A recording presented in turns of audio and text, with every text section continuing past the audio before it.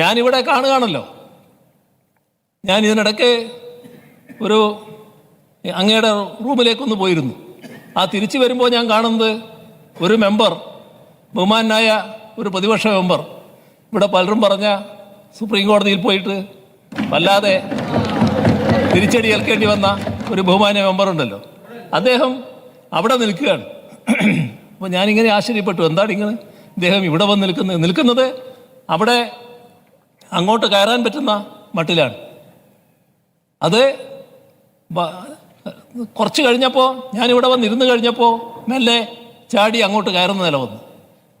Sir, അതിൻ്റെ കൂടെ 2-3 അംഗങ്ങൾ വന്ന് വാച്ച് ആൻഡ് വാർഡിനെ ആക്രമിക്കുന്ന നില കണ്ടു.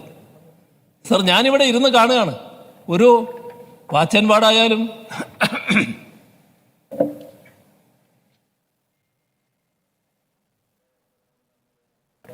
മനുഷ്യനാണല്ലോ, വല്ലാത്ത പ്രഷർ അവരുടെ മേലെ വരികയാണ്. ഇവരെല്ലാവരും കൂടി പിടിച്ച് വലിക്കുകയാണ്, 3-4 MLA-മാർ കൂടി. അപ്പോൾ ഒരാൾ മെല്ലെ ഒരു വലിയ ക്ഷീണഭാവം ഞാൻ കാണുകയാണ്. ഇതെല്ലാം ഞാനിവിടെ ഇരുന്നു കൊണ്ട് കാണുകയാണ്. ഇത്തരത്തിലുള്ള സംഭവത്തിന് എന്തിനാണ് ഒരുമ്പെട്ടത്? എന്തിനാണ് നിശബ്ദ ജീവികളായ വാച്ച് ആൻഡ് വാർഡിനെ ആക്രമിക്കാൻ പുറപ്പെട്ടത്? എന്തിനാണ് അവരെ തള്ളിമാറ്റാൻ നോക്കിയത്?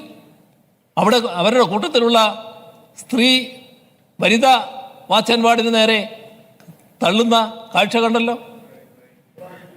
സർ, ഇതെല്ലാം കണ്ടതല്ലേ? സർ, സാധാരണ നിലക്ക് എൻ്റെ നാട്ടിലൊരു വർത്തമാനമുണ്ട്, 8 അട്ടി വെച്ച പോലെയെന്ന്.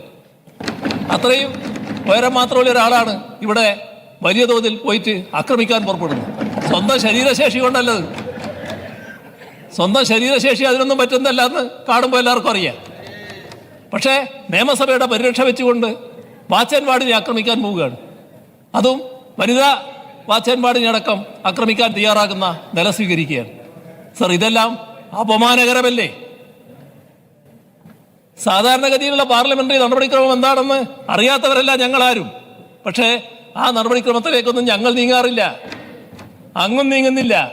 കാരണം സഭയുടേതായ രീതിയിൽ പോയിക്കോട്ടെ എന്ന ഉയർന്ന ജനാധിപത്യ ബോധമാണ്, പാർലമെന്ററി ജനാധിപത്യ രീതികളാണ് നമ്മളിവിടെ അംഗീകരിച്ചു പോകുന്നത്.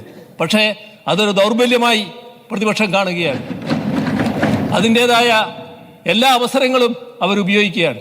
ഇത് തീർത്തും അപലപനീയമായ കാര്യമാണ്, ഒരു തരത്തിലും അംഗീകരിക്കാൻ കഴിയാത്ത കാര്യമാണ്. മറ്റ് കൂടുതൽ കാര്യങ്ങളിലേക്ക് ഞാനിപ്പോൾ കടക്കുന്നില്ല. അങ്ങ് ഇക്കാര്യത്തിൽ ഉചിതമായ നിലപാട് സഭയുടെ മുൻപാകെ അവരടക്കമുള്ളപ്പോൾ വെളിവാക്കേണ്ടി വരുമെന്നാണ് എനിക്ക് തോന്നുന്നത്.